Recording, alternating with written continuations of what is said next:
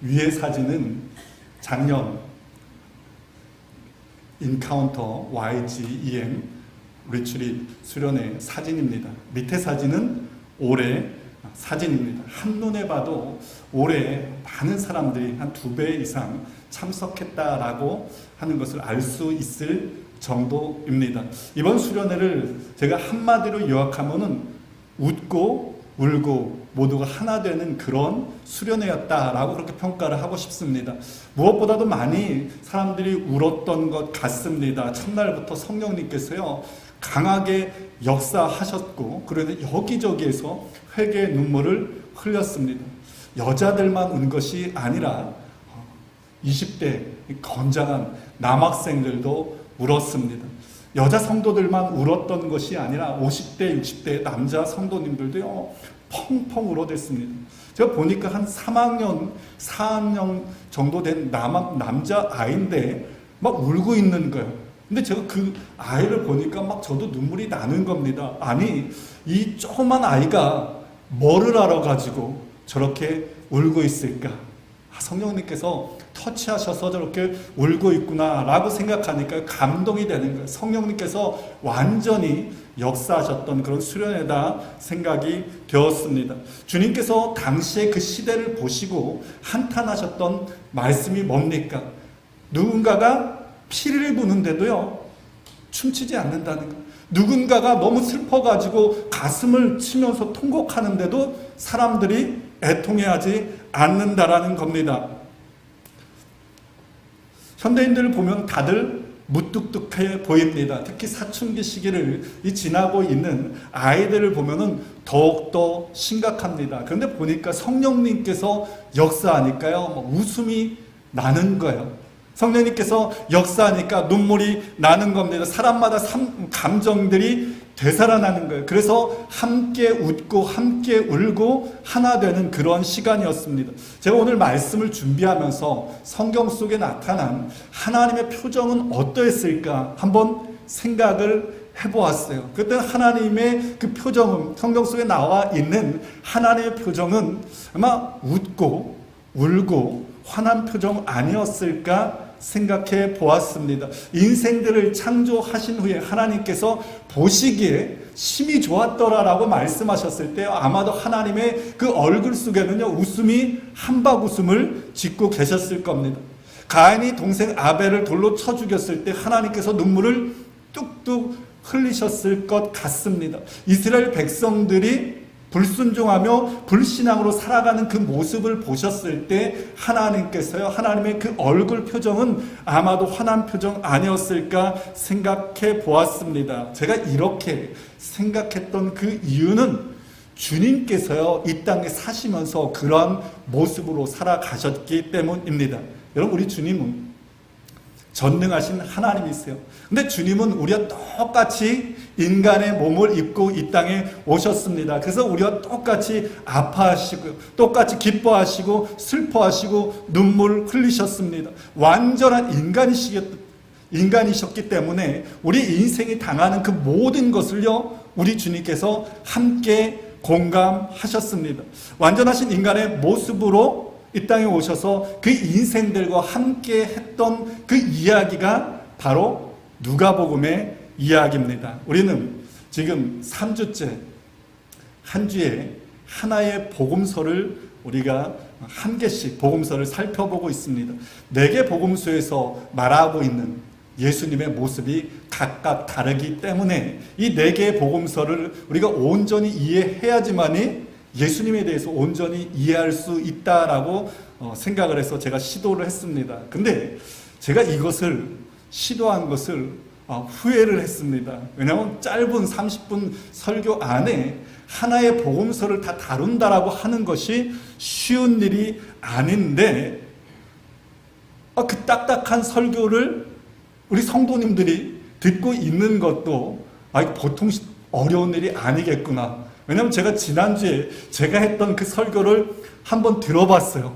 근데 이건 너무 딱딱하고 아주 시리어스 하더라고요. 근데 그 딱딱한 설교를 들으면서도 아멘 하시고 저를 격려해 주시는 여러분들이 얼마나 귀한지 제가 다시 한번 깨닫게 되었습니다. 오늘 누가복음을 통해서 여러분과 함께 은혜를 나누고자 하는데, 여러분 누가복음은 누가 썼는지 아시나요?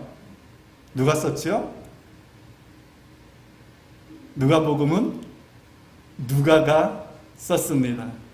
성경에서 유일하게 유대인이 아닌 이방인이 쓴 책이 바로 이 누가복음과 사도행전입니다.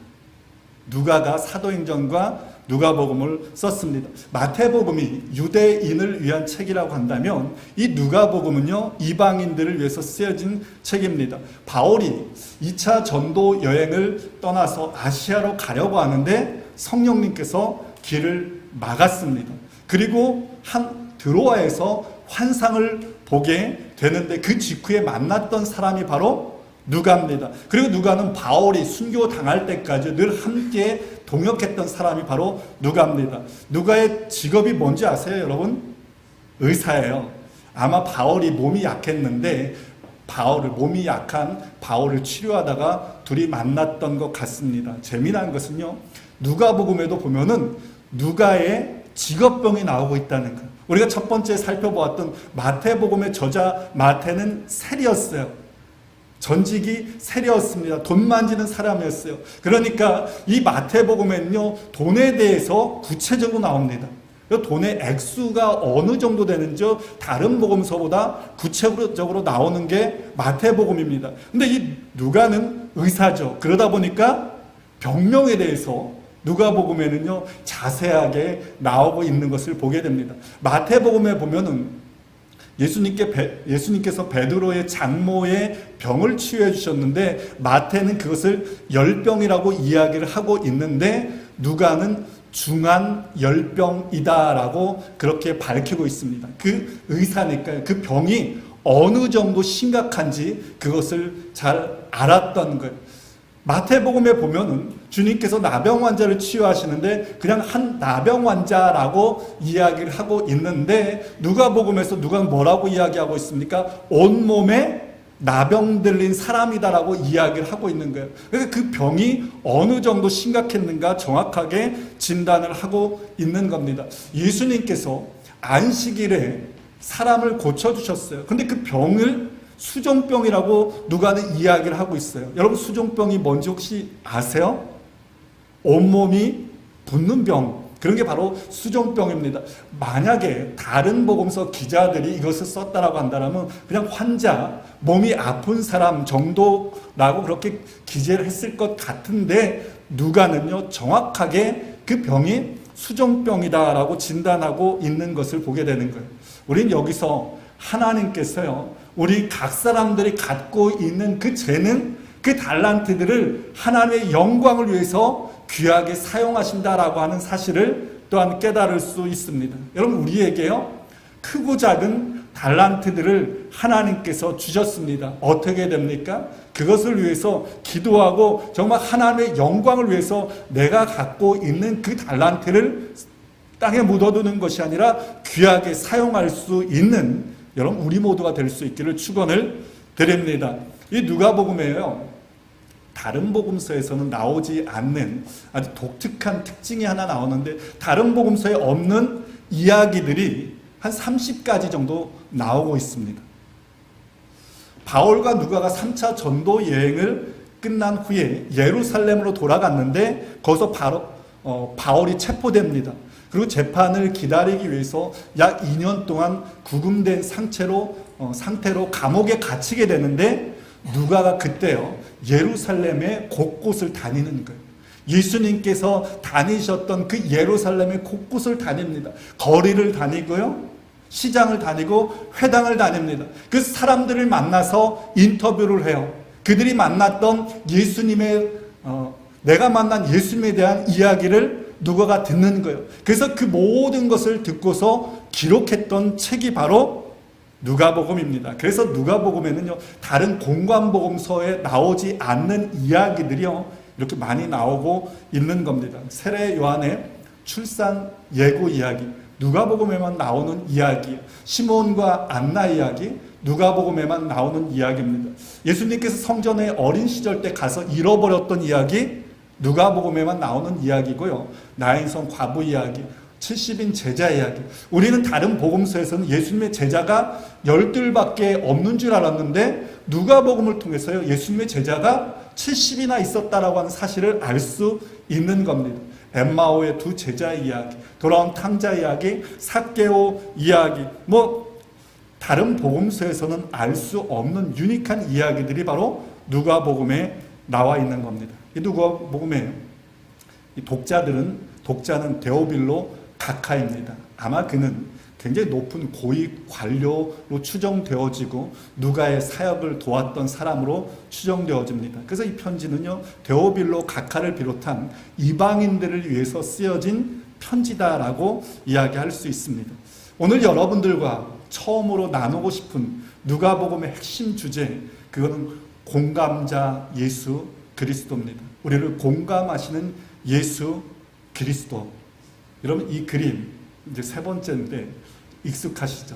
마태는 예수님을 왕으로 묘사합니다. 마가는 예수님을 섬김의 종으로 이 땅에 오신 예수님, 요한복음은 하나님의 아들이신 예수님의 신성에 대해서 강조하고요. 이 누가복음은 예수님의 인간적인 면에 대해서 강조를 하고 있습니다. 그러니까 예수님께서 우리와 똑같은 완전한 인간이시기 때문에요, 우리와 똑같이 아파하셨어요. 배고파하셨습니다. 나사로의 죽음의 눈물 흘리셨고요. 사단의 시험에 우리 주님도 똑같이 당하셨습니다. 십자가를 앞에 두고 두려워 떠셨고요. 십자가 위에서 절규하셨습니다. 주님께서는 우리 인생들이 겪을 수 있는 그 모든 감정들을 다 경험하셨다는 거예요. 그래서 주님은 우리 인생들을 완전히 이해하신다는 거예요. 그리고 모든 어려움 가운데 있는 인생들을 찾아가셔서 우리의 친구가 되어주시는 분이십니다. 그래서 히브리서 저자는 이렇게 이야기를 하고 있습니다. 우리에게 있는 대제사장은 우리의 연약함을 동정하지 못하실 리가 아니요 모든 일에 우리와 똑같이 시험을 받으신 이로되 죄는 없으시니라. 그래서 연약하다라고 하는 말이 나오는데, 이 연약하다라고 하는 말이 영어로 보면은 weakness라고 나와 있습니다.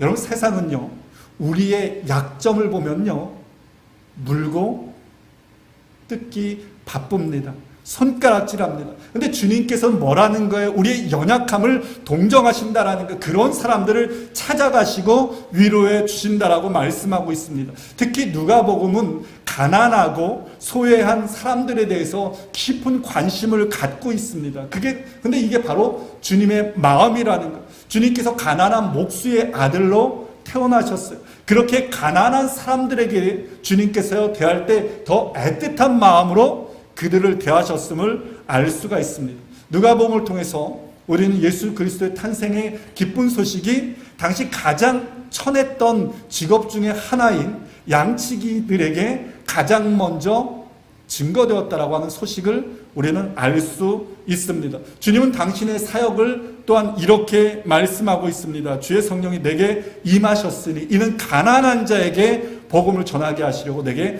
기름을 부으셨다는, 포로된 자를 해방시키기 위해서 나에게 기름을 부으셨다라고 이야기하고 있어요. 주님께서는 또한 가난한 자들은 복이 있다라고 말씀하고 있음을 보게 됩니다.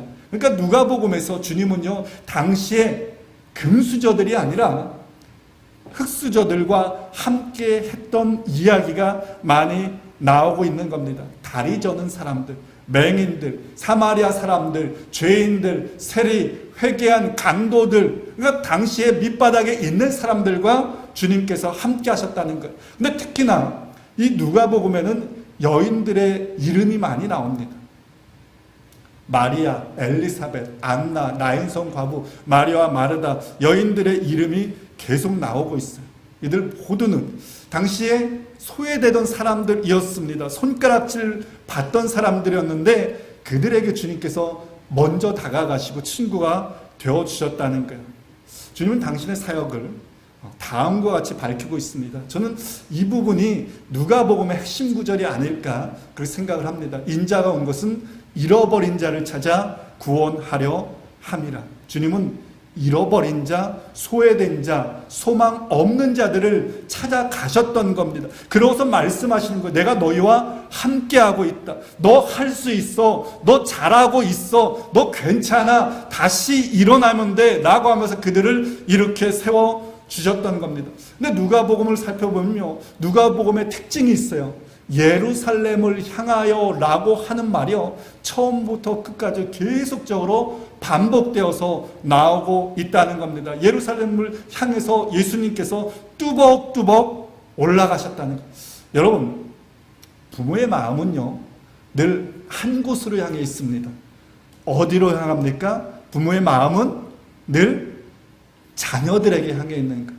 그래서 저도 이 날씨를 볼 때면요, 저희 아이들이 가 있는 그곳의 날씨는 어떤지, 그곳 날씨를 늘 체크를 합니다. 뉴스에서 무슨 사고가 터졌다라고 이야기를 하면은 우리 아이들이 있는 곳 어떤지, 우리 아이들은 어떤지 늘 관심하게 되어집니다. 귀가 쫑긋하는 것. 이와 마찬가지로 주님의 마음이 늘 예루살렘에 향해 있었던 것. 그리고 주님의 발걸음이요, 늘 예루살렘을 향해서 한 발 한 발 뚜벅뚜벅 올라가셨음을 보게 되는 것. 예루살렘에 여러분 영광과 환호가 기다리고 있었던 것 아닙니다. 조롱과 멸시와 십자가가 기다리고 있었어요. 주님께서 그것을 너무나도 잘 알고 있었습니다. 그런데도 주님은 그곳에 나아갔어요. 그곳에 가서 사람들과 함께 먹고 마셨습니다. 그들과 함께 걷고 함께 생활했습니다. 왜요? 그들 모두가 주님께서 구원하셔야 할 당신의 자녀들이었기 때문입니다. 지난 주간에 인터넷 신문 기사에 나온 내용입니다. 한국에서 있었던 일입니다. 수업에 집중하지 않는다라며 선생님이 한 남학생을 불러냈어요. 거기에 고함을 치고 폭행을 했던 것 같습니다. 그랬더니 다른 친구, 반 아이들도 선생님 쟤는 저런 애예요 라고 조롱을 합니다. 아마 그 아이는 왕따였던 것 같습니다. 그러자 그 학생은 함부로 남을 비웃지 않았으면 좋겠다라고 마음속으로 혼잣말로 되새기더니 모두가 보는 그 앞에서 창가로 가더니 그냥 창문에서요, 그냥 뛰어내렸습니다. 온몸에 뼈가 다 부서졌습니다. 그러나 다행히도 살았다라고 합니다. 근데 그 사고로 인해서 그는 지팡이를 짚고 다녀야 했고 30년이 지난 지금인데도 통증으로 인해서 잠 못 자는 날들이 많이 있다라고 이야기를 합니다. 근데 그 학생을 폭행했던 그 선생님이 승승장구하면서 교장까지 되는 거예요. 그런 학교는 내가 다니지 못하겠다 자퇴를 내고서 그 학생이 검정고시를 치르고서요, 한국에서 최고로 아주 명문대로 들어가서 졸업을 하게 됩니다. 28년이 지났어요. 28년이 지난 후에 학교로 돌아갑니다. 그리고 지금 한 15년 정도 계속 교사 생활을 하고 있다라고 합니다. 그러면서 그가 학교로 돌아갔던 그 이유를 아쉬움과 소망 때문이라고 그렇게 밝히더라고요. 만약 내가 그때 내 이야기를 들어줄 수 있는 선생님이 한 명이라도 있었다라면 내가 어떻게 되었을까 하는 그런 아쉬움과 학교의 문화를 내가 좀 바꾸고 싶다라고 하는 그런 소망으로 학교로 되돌아갔습니다. 그래서 그는 학생들이 편하게 이야기할 수 있는 교사가 되어야 되겠다라고 하는 소망 같습니다. 그래서 학생들이 불평하고 싶을 때는요, 그 선생님한테 찾아간다는 거. 그래서 그 선생님이 학생들의 이야기를 다른 말 없이요, 그냥 다 들어준다는 것.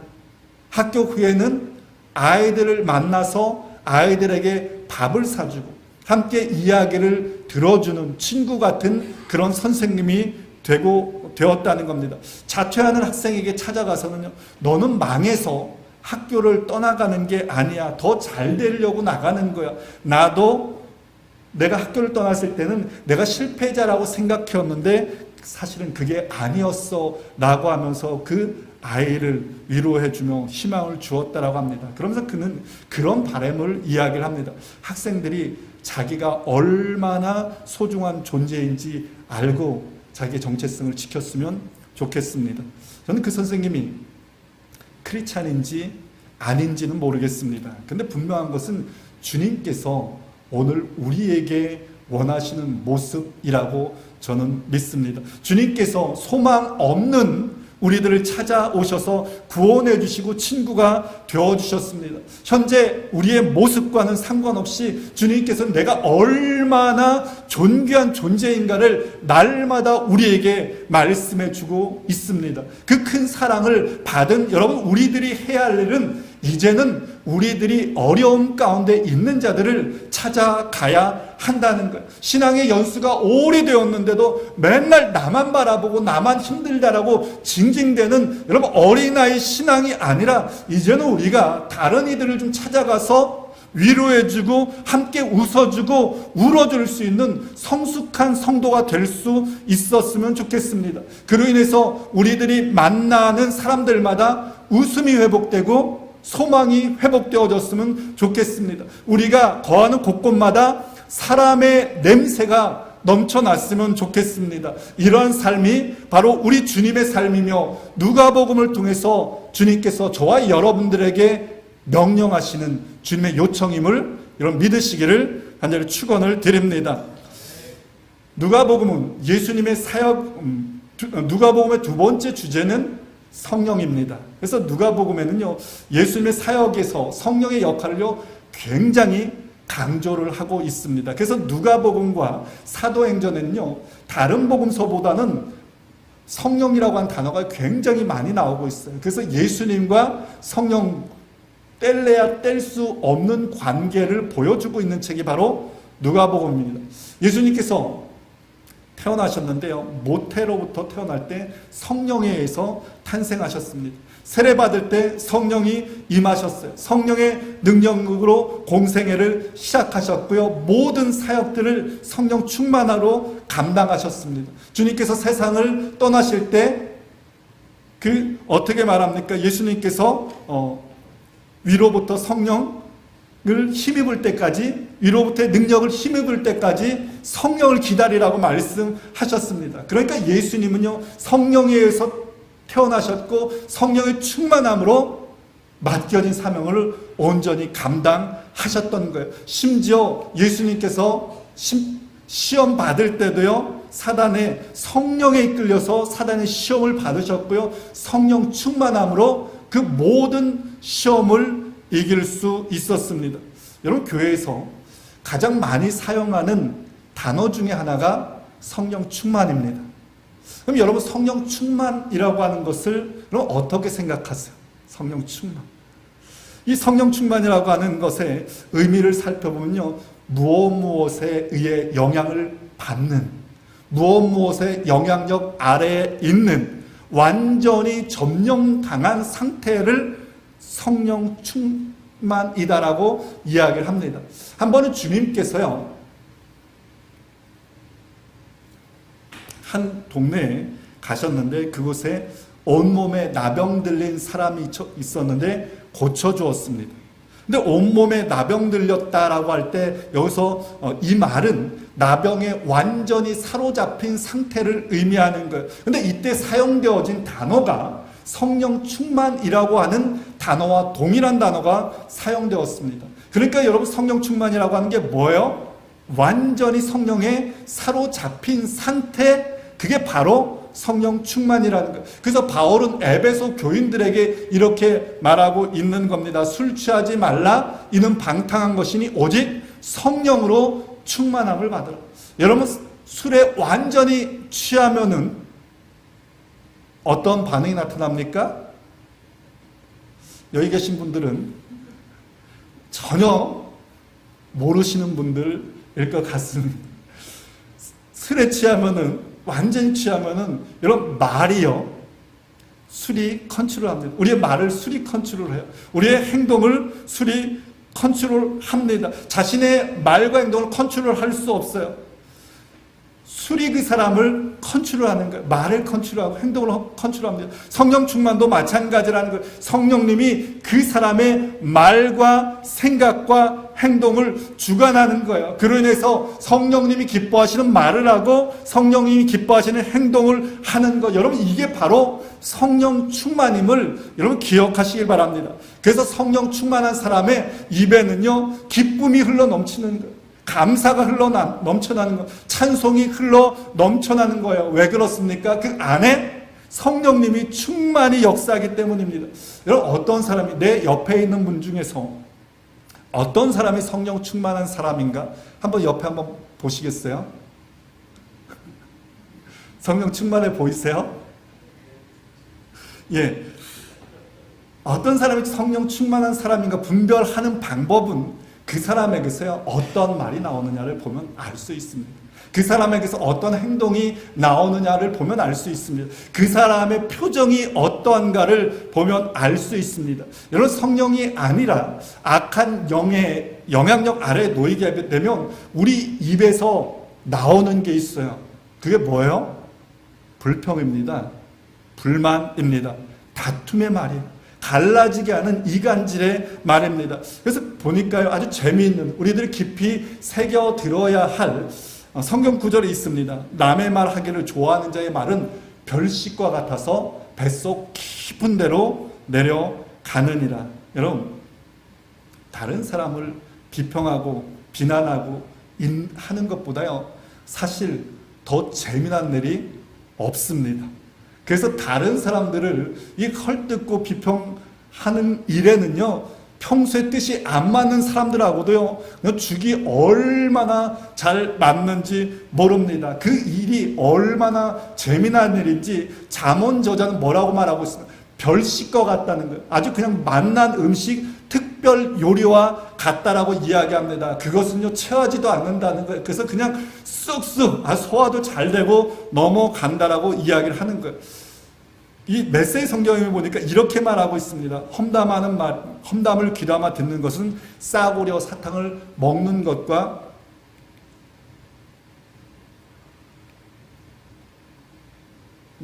험담을 귀담아 듣는 것은 싸구려 사탕을 먹는 일과 같다. 그런 쓰레기를 뱃속에 넣고 싶으냐. 험담하는 말이 쓰레기고요. 그런 말을 듣는 게 쓰레기를 먹는 거다라고 이야기를 하고 있는 겁니다. 여러분, 영은 흐르기 마련입니다. 그래서 영향력을 끼치는 것, 자녀에게 영향력을 끼칩니다. 가정에 영향력을 끼치고요. 친구들에게, 교회에, 내가 속한 공동체에 영향력을 끼치는 겁니다. 선한 영향력도 흘러가는데요, 악한 영향력도 흘러가기 마련입니다.